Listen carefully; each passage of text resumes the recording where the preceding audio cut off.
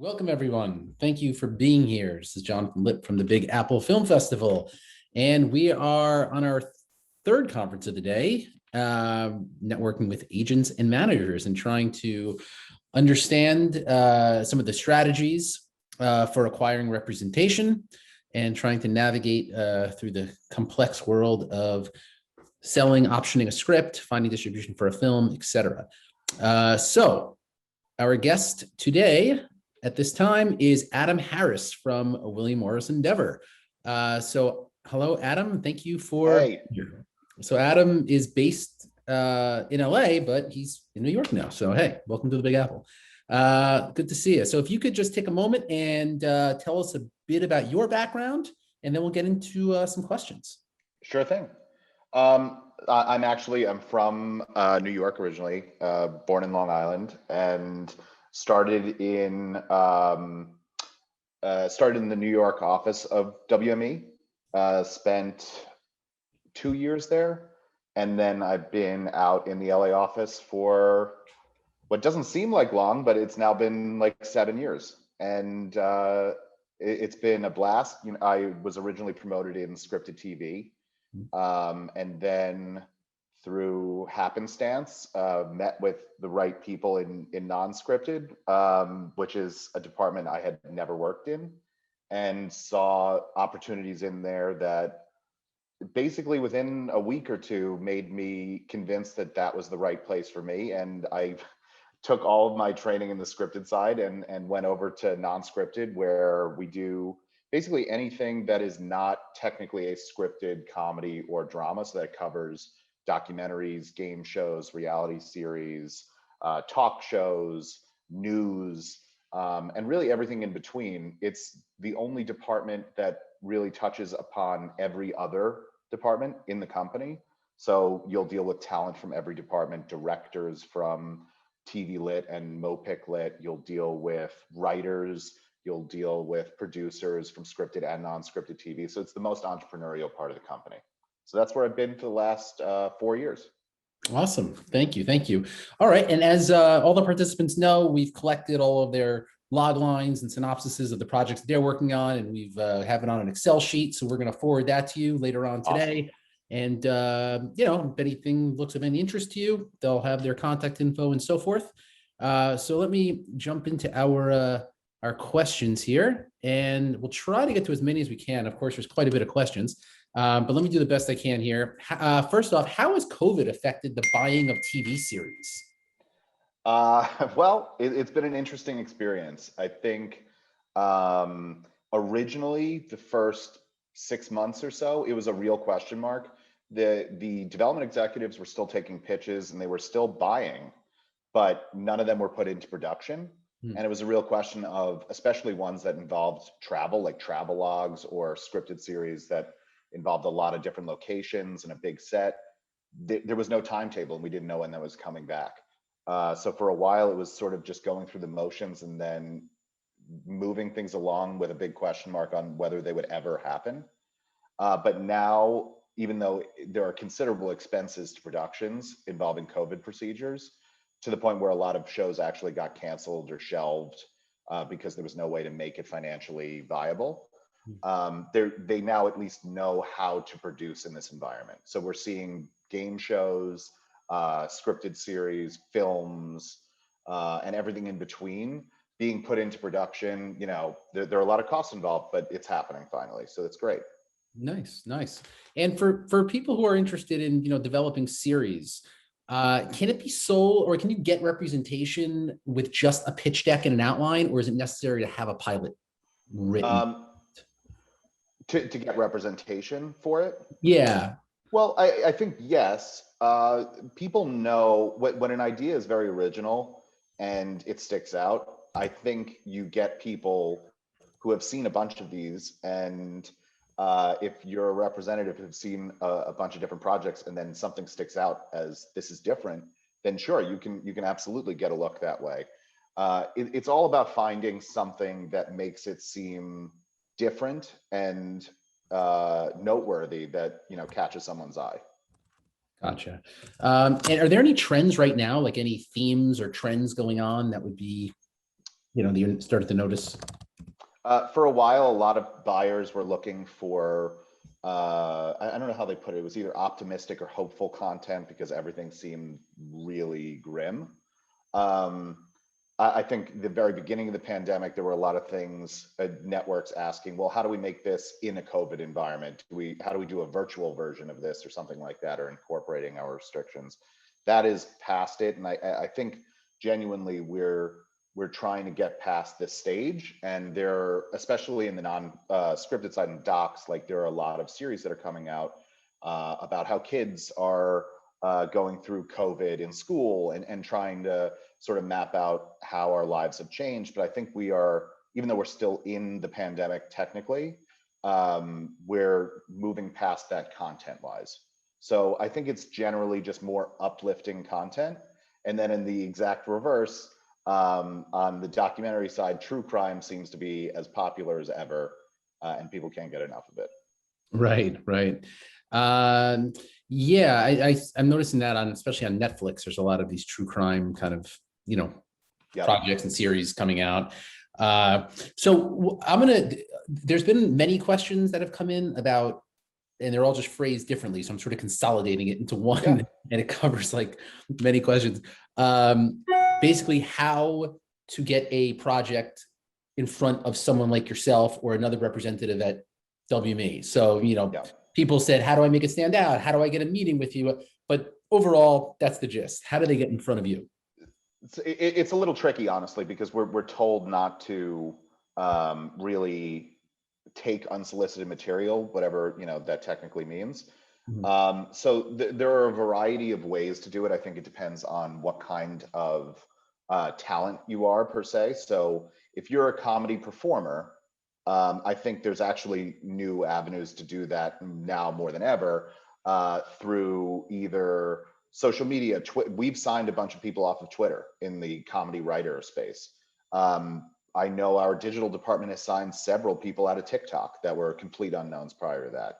I think we're looking now at Substack and Clubhouse because those are the new sort of meeting places for creatives. And I think that offers something standing out.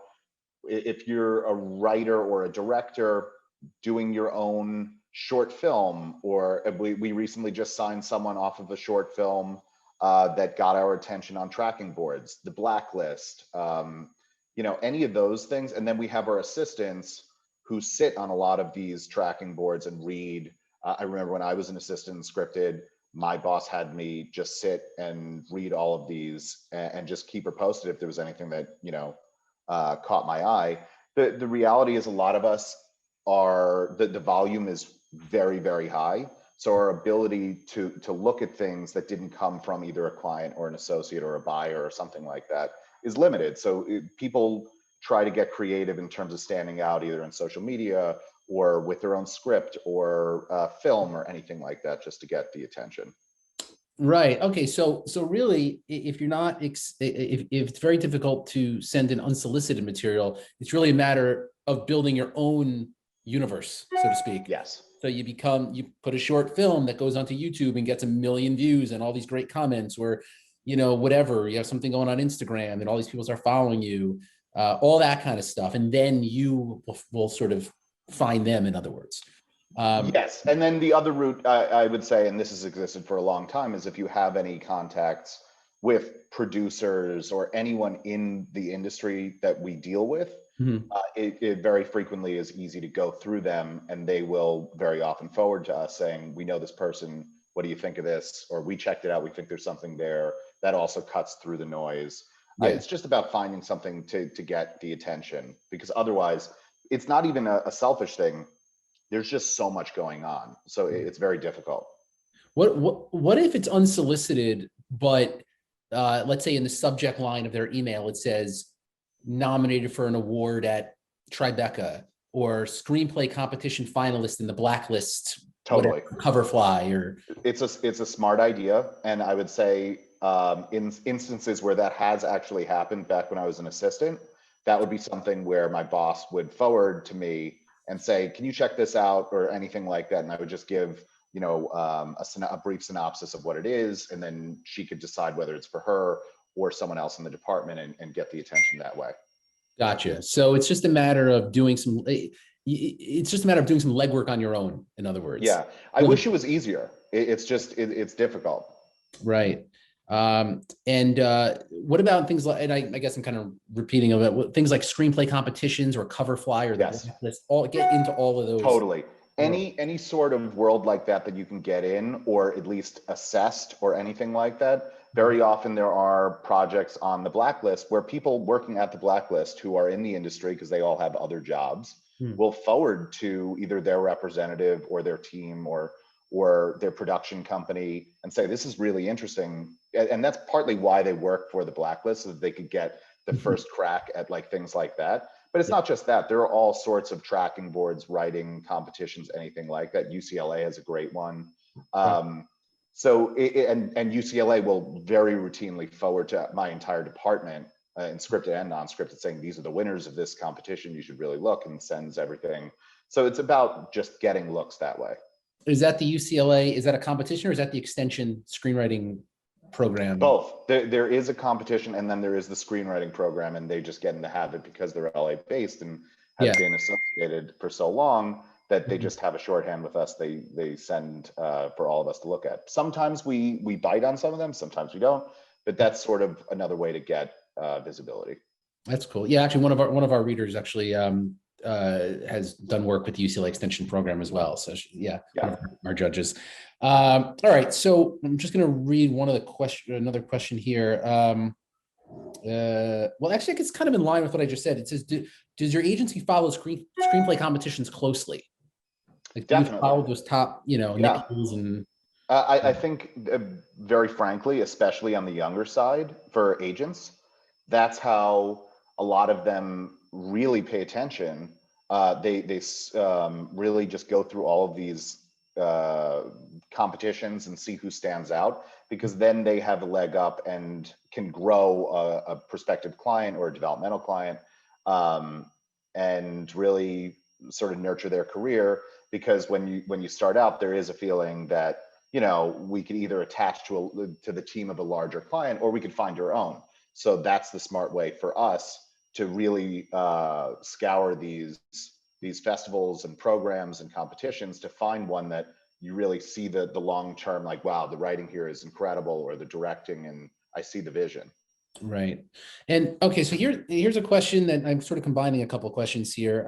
So we have one participant who has a series that was originally going to be attempted to sold to Quibi, which is now no longer. So she's asking, is there any other options for a streaming service that would perhaps take a comedy series? And then in that same line, somebody else asked as well, how do you go about approaching a streaming service? So the Quibi one is slightly different, because obviously they were a different buyer in the short form space. I actually really wish that they stuck around, because they were offering something to our creators that no other network really has the capacity to do. But now that Roku is taking the library, and they're going to be releasing it and hopefully growing from there, and they actually have several of the Quibi executives running it now, that may be, it's not right now. Roku doesn't, they first want to assess how the Quibi content is doing, but they will be up and running soon, and that may become the new buyer that should have been Quibi back then for short form content. But in general, reaching out to buyers, I imagine most of their information, if you find the right one. I'm also happy to just like give my general recommendations on like who is responsive and who is thoughtful at buyers, at least on the non-scripted or scripted TV side. But I think just finding their information online and just giving it a shot in the same way, kind of a representative or a manager, it's worth the shot. It may be difficult. It's way easier to go in through representation, because they probably have the same guards up about unsolicited materials. But you could always give it a shot. They'll never see what you write and then say, well, this didn't go through the proper channel, so not only am I not going to look at it, I'm never going to consider it if it comes any other form. It's just about giving it every opportunity you can. Is there a way to approach a streamer, not just for distribution, but what about for financing? Is that a possibility, or is there a way to go about that? As in, you have a finance project that you want to show to a buyer? It's not, if it's not fully financed and you're looking for financing. Is there a way to approach it, Oh, Netflix or Amazon Studios or something like that? well, I think that would all depend on who's involved in the project, because that's going to be if the intention here is to finance it, it's not yet, and you're showing to the network isn't going to be financing it unless they're owning it. So if you want to, sometimes a lot of our clients, when it's a more, it's a project that may not get traction off of a pitch, and it's something that you need to see to really understand. Sometimes they will either finance it themselves and then license it to a buyer, which theoretically gives you the ownership and the ability to sell it elsewhere. And it allows them to see the finished product. The con of that avenue is if the buyer sees what you were going for, but doesn't exactly like what you did, they might say, well, it's already done and we would have done it differently. So they might pass on it. But there's a pro and con. One of my clients, Martin Rowe, who runs Dirty Robber, fully financed a short film called Two Distant Strangers. And he did this last year. He shot it himself because he thought it was a very edgy concept. And it wound up, it's now Oscar nominated, but Netflix, as soon as they saw it fully developed, they purchased it so that they could have an Oscar nominee and call it an original. Right. Yeah. Is it possible to get in front of a Netflix or a Hulu or something like that without representation? I don't actually know. I mean, anything is possible. I feel like they will probably say something. I've never worked at a network, but I feel what they will probably say is we only can really handle this if it comes through a representative. That's my guess. But I would say it's worth a shot. And if they say that, you can always ask, well, do you have any recommendations about who I can go to see this? Just keep plugging away. That no one's ever going to fault you for trying everything that you can to get something seen. Right. I'm gonna do my best to make this question as clear as possible. It's long, so I'm just kind of taking a piece of it here. It says, let's see. My question is, has anyone had the experience in packaging a multi-tier strategy to bring an IP to transmedia markets, ranging from animated series to live action one-offs to streaming drama series with multiple seasons? So packaging multi-tier things, I guess, we're looking at things like animation part of it, a live action, a video game, a book. Right. Well, I mean, not exactly that setup, but I would say a comp for this would be maybe 2 or 3 years ago when there was that podcast Dirty John that the LA Times put out, and it went crazy and it was so popular. Bravo then bought the scripted and non-scripted rights for it.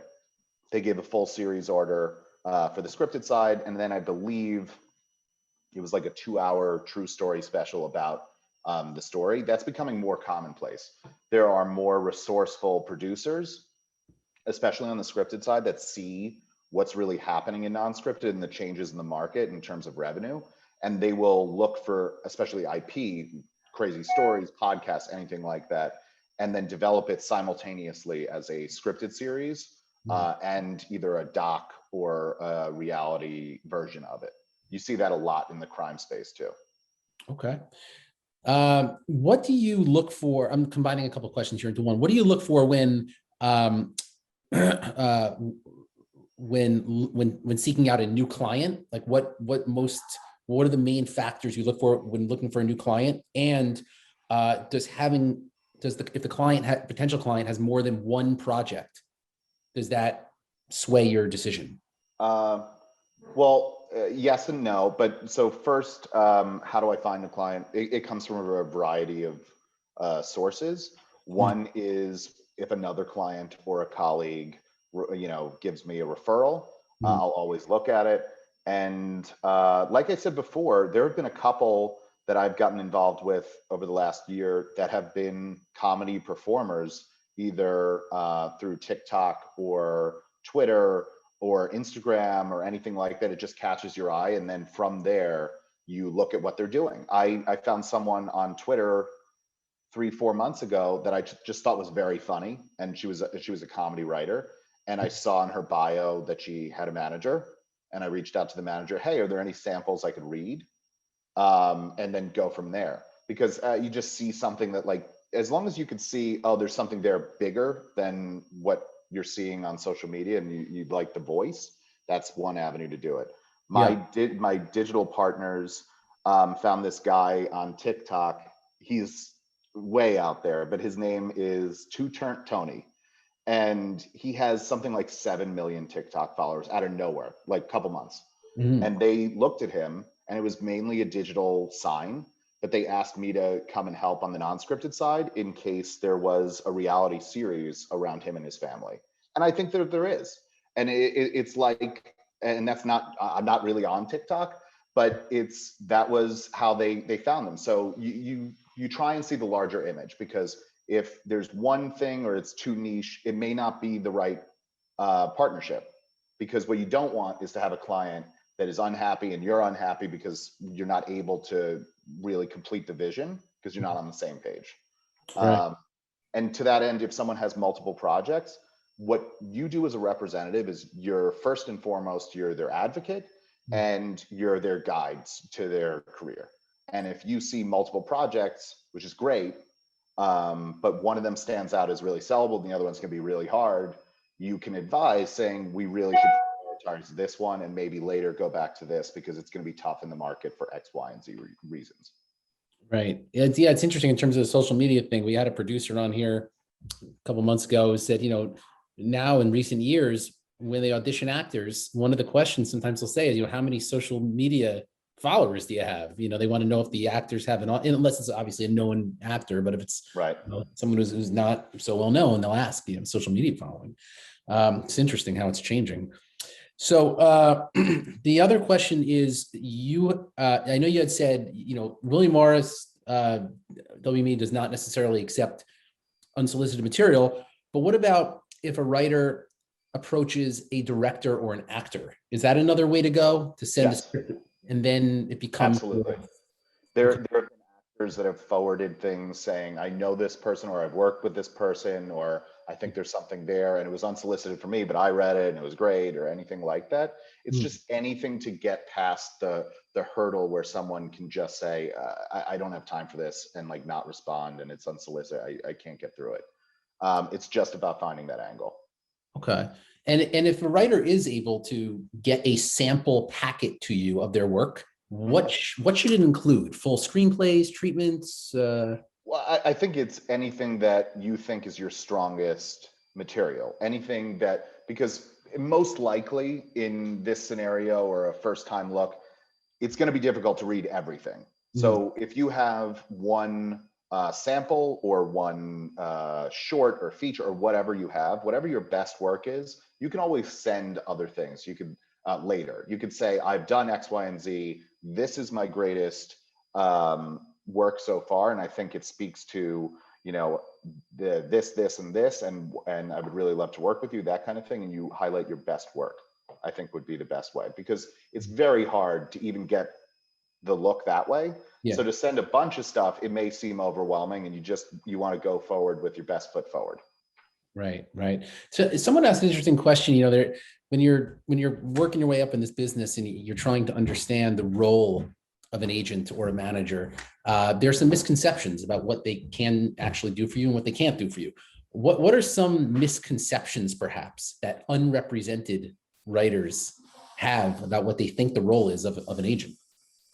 Well, so I don't know what the conceptions are in a larger sense from people, but I would say the goal here is to grow the client's business in a way that they see.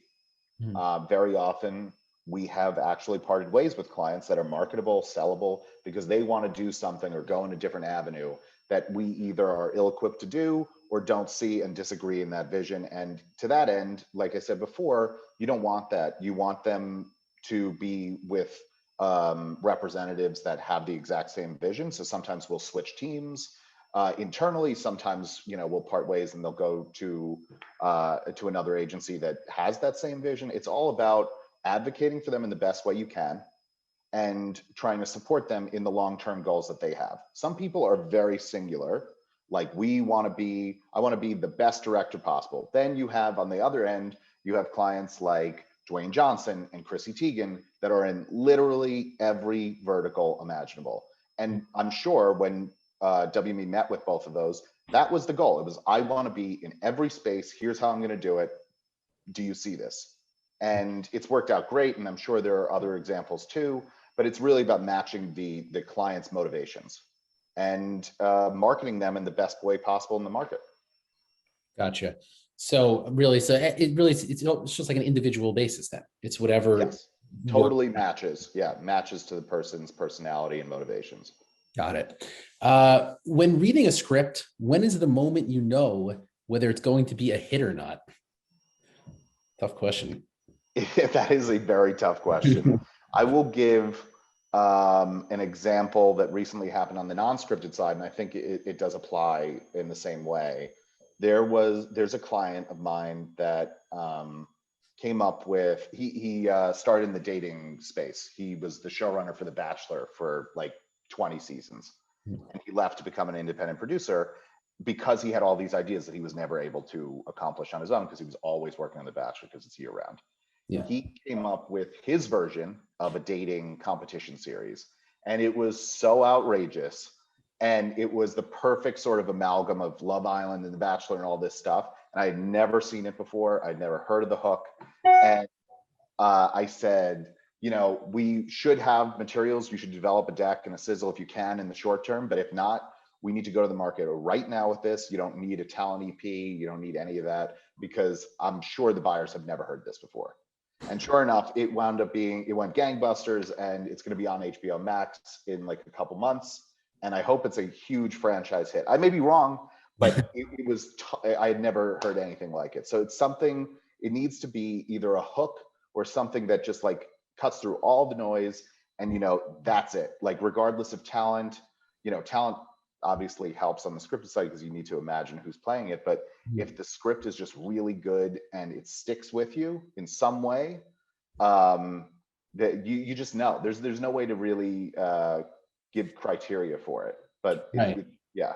Now, in a case like that, like when this project's released on HBO Max, will they promote it as saying from the producer of The Bachelor? Like Yeah, I think they will, just to give it the credibility in the dating space. Also, the title is going to be very memorable. And I think that's going to be the draw, to be honest. People are going to want to see what it is. But it was just like, you have to imagine these representatives are seeing things, whether it's scripted, non-scripted, or whatever category. They've seen it all. I've read scripts in comedy, in half-hour comedies, multicam, single cam, all this stuff.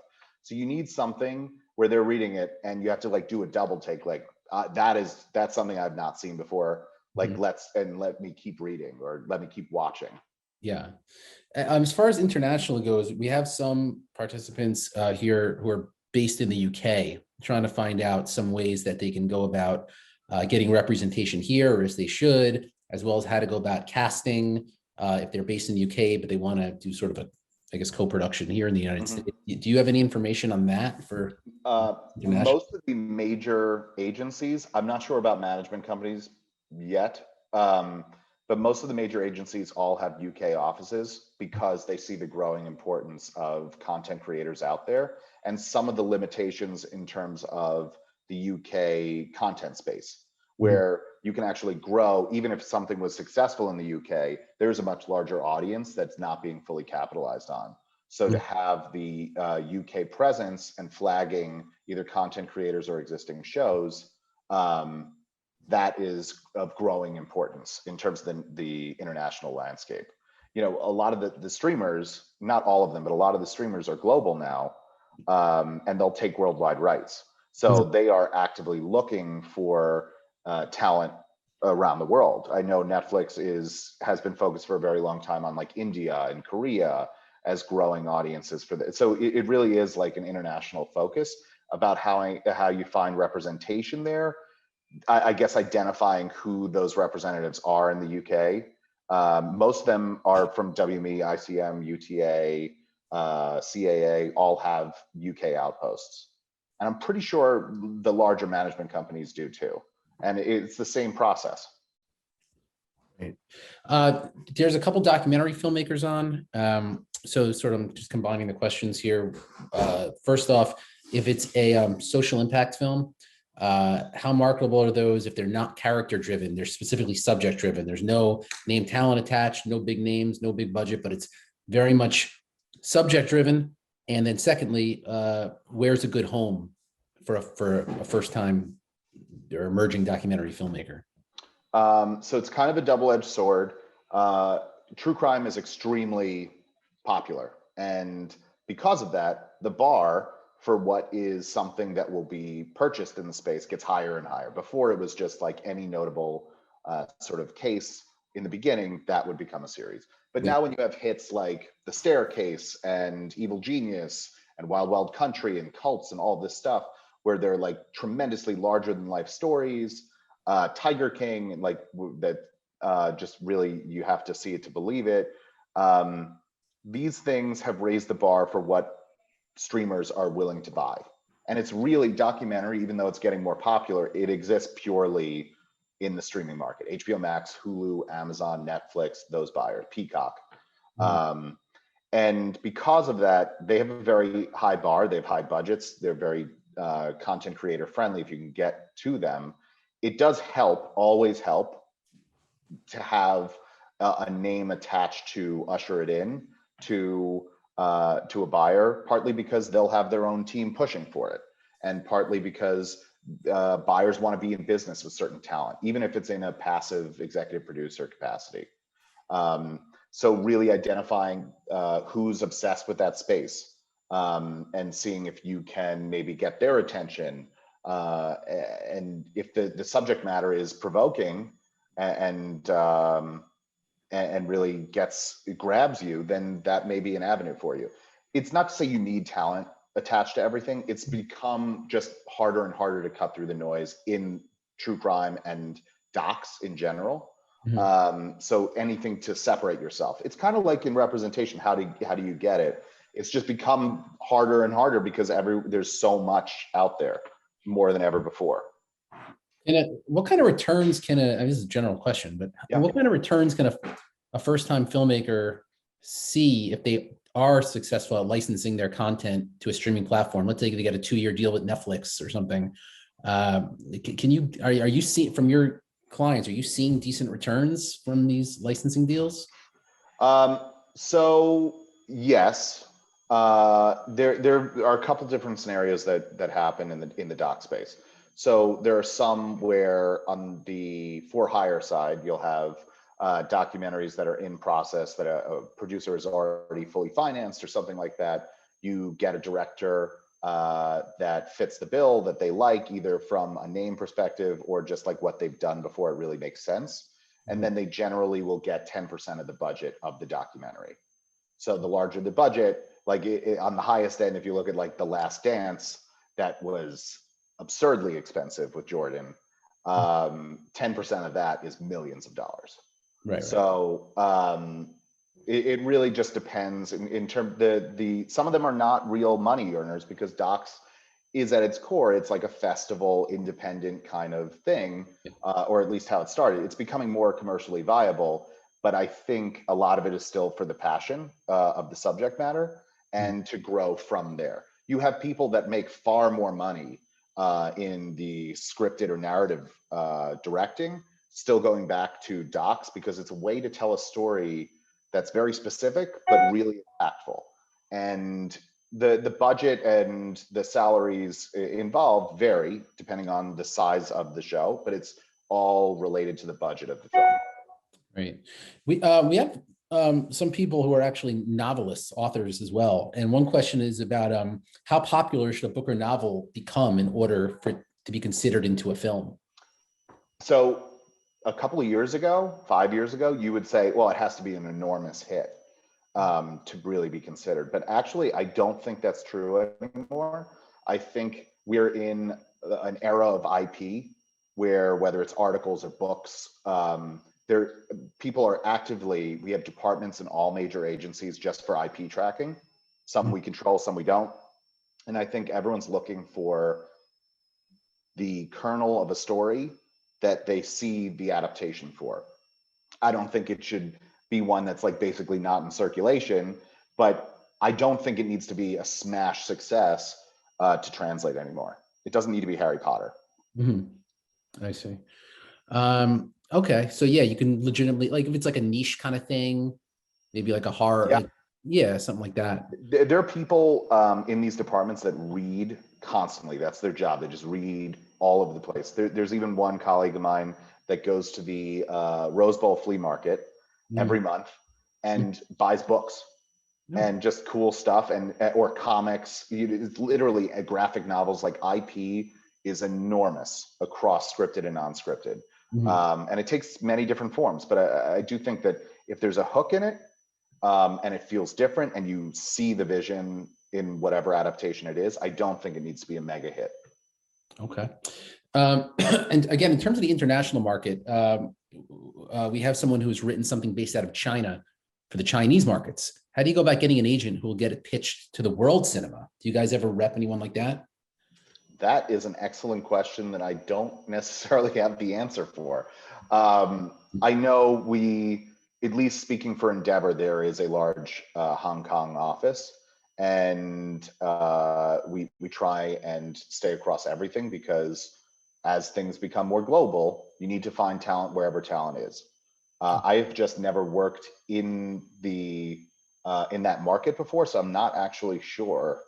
But if that person sends me an email, I can always ask our China office and see what even the procedures are, because I'm actually not that familiar.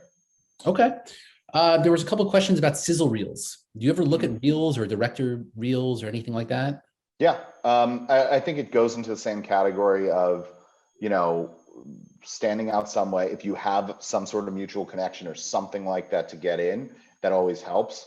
But that's the equivalent of, reading a sample. You would put your best sizzle reel forward on like an idea you think is really sellable and it's different and it's fun, or it speaks to your talent and what you're trying to do in a larger sense. That is something to do.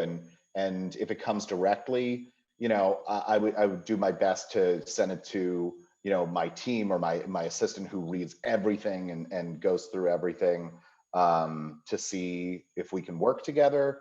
But yeah, again, it's always helpful to just find the connection point to get attention for a representative. In scripted, non-scripted, I'm sure it's the same in books too. Right.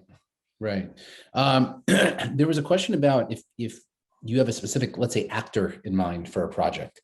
What's the best way to go about approaching that actor, or I should say their representation? How do you do that?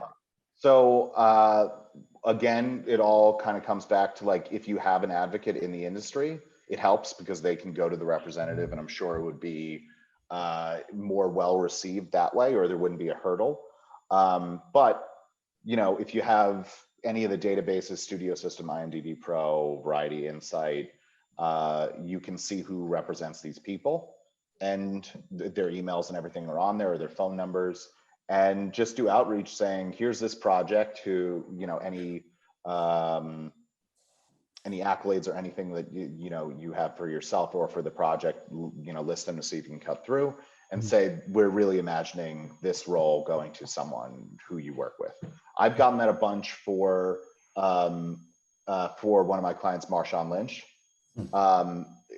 Someone had reached out to MARSHAWN's manager with a script and said, this is, great for him. And he read it and he said, I absolutely agree. Can we, he forwarded to me and said, do you want to meet with these people with me and see if there's something there and how they're imagining the series? And it's moving forward right now. We're out to like producers because it was exactly what MARSHAWN was actually saying he wanted to be a part of in the subject matter. So it just lined up that way. But someone did cold outreach to his manager and said, here's the log line. Here's what I'm imagining. And it's for him. Like, we made this with him in mind or something like that. And sometimes it won't get a look. Sometimes it will, and just keep pushing at it. Oh, so that is a success story. Yeah. Sort of an unknown. It happens. Yeah. Person who sent it to a manager, and yeah. It totally happens. It's hard. There's a lot going on. Yeah. Wow. Someone had said, or a few people have said that when an agent or manager receives a request for a certain actor, that they're required to present it to that client. Is that necessarily true? So I think they're conflating two different things. We are fiduciaries, so we have a responsibility to, on behalf of our clients, to give them the most advantageous financial position on a project that we can. And that's sort of, it becomes tricky when we necessarily, like there are instances where I'm on a team for a producer with a talent and they're making a deal with each other. We'll have to either get outside counsel or separate teams to negotiate. So yes, we need to be the best advocates financially that we can.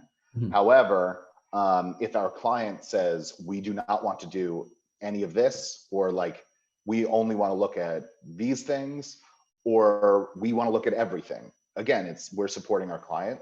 So we get to know what is right and isn't right for them. We have to act as the filter. Otherwise they could be overwhelmed. Right, of course, of course. And when an actor is approached,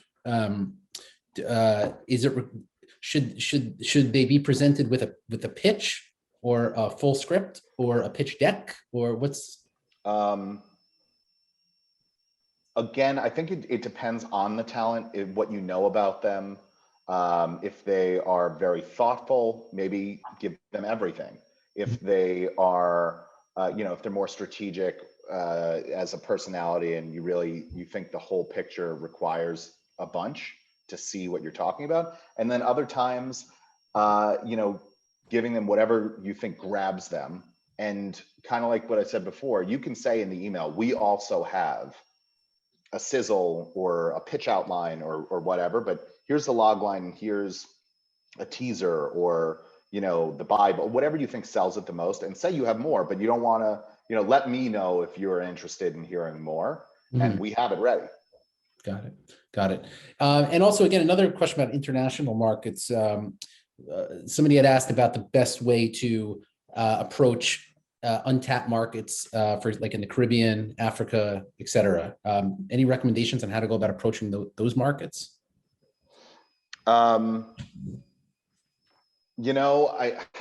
It's tough, and it might be an overarching thing. For me personally, I am very active because I'm very interested in comedy. I look on Twitter for like comedy writer groups, and I listen to a bunch of comedy podcasts who have other up and coming comedy writers on, and like you see it that way. And I think social media has actually it's a very democratizing effect worldwide.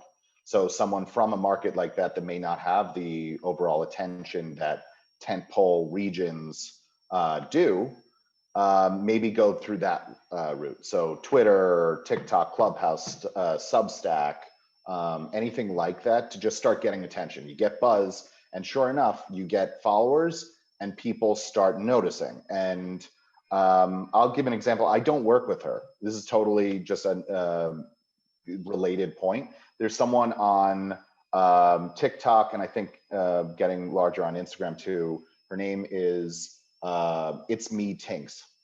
And a lot of people internally follow her because they're fans. She's like a pop culture sort of satirist on TikTok, and she became very popular off of like Kardashian sort of commentary that like really resonated comedically with people. And she's blown up. She has like 1 million plus TikTok followers now on Instagram too. And celebrities are starting to follow her and interact with her. And then those celebrities representatives start seeing that, who is this person? And then they start talking about like, well, what can we do with her or whatever. That's unrelated, but it's just, that's sort of the way to do it. Wherever you are, figure out how to develop a following or develop buzz some way, depending on what you're doing. And people will notice. Doesn't matter where you are. It's a very open world at this point. What's her name again? Her actual name is Christina Najjar. She goes by It's Me Tinks, T-I-N-X. I think she's really funny. Cool. But that's just an example that's happened in the last week. There are just people that stand out. And oh yeah, and the larger name, she just had a Netflix comedy special, Sarah Cooper. So last year, Sarah Cooper had these Donald Trump impressions that went viral everywhere. And then she was at the DNC and she spoke there, and she just became this like sensation. And then she got represented, and she had a stand-up special or a comedy special on Netflix. And it's just a very open world. Yeah. Wow. Okay. And in conclusion, what excites you most about a potential new show or film, or what's the thing that will get your attention? You know, I think there's just, there's a lot of derivative stuff, and there's no way around that. In every avenue of the industry, you've seen something that reminds you of something else, and like, that's just the way it is. But if there's something that really goes, here's an example. This is a really kind of old show at this point, so I don't know if people will remember it, but there was the show Awake. Okay. It went like a season or two, and the whole premise of it, it was a broadcast show. The whole premise of it was this guy does not know when he is dreaming or when he has two realities, and he's not sure which one is real and which one he is dreaming in. And in one reality, like his family member had died, his daughter, I think, had died, and the other one, she's alive. And like both seem completely real. And I was really, I'm remembering this from like years ago now, because I thought that is cool. That's different. And another example is like The Good Place, which I thought was a fantastic broadcast show. And it really pushed the line. It's hard for a broadcast show to be edgy and like really memorable in that way. And I thought it did it perfectly. And you really, I was watching it appointment viewing, and that's hard. So just finding out like, what is your appointment viewing show? How do you get that? Got it. People are craving like, what's happening next week? And not like, I'll watch it whenever and catch up. It's something that you're thinking about. Like the episode ends and you're just like, I'd like to know what happens next week. Right. Wow. All right. Very cool. Thank you. All right. So yeah, as I mentioned, everybody's log lines, you know, I'll forward that document to you a bit later. I know you're quite busy. If anything looks I love the comments. People know Awake. That's great. Yeah. Yeah. Yeah, so if anything looks interesting to you, you know, we'll provide you with contact info. And otherwise, if anybody on their own did want to attempt to send a query to WME, how would they, is there a way to do that? Do they even have anything on their website that even? I think the website does have an email where you can send to for unsolicited inquiries, and there are people that go through it and then forward to groups to see if anyone's available. But other than that, you just find any emails for people that work at these places or anyone that they represent and go for those people. And you just try everything you can to cut through. Okay, cool. Thank you so much. I'll send over everybody's info later, and thank you so very much for being here. Really appreciate you taking the time. Thank you. This was great. Great. Thank you so much, and safe travels back west. And we will talk to you soon. Thanks a lot. All right. Bye, guys. Thanks. Bye now.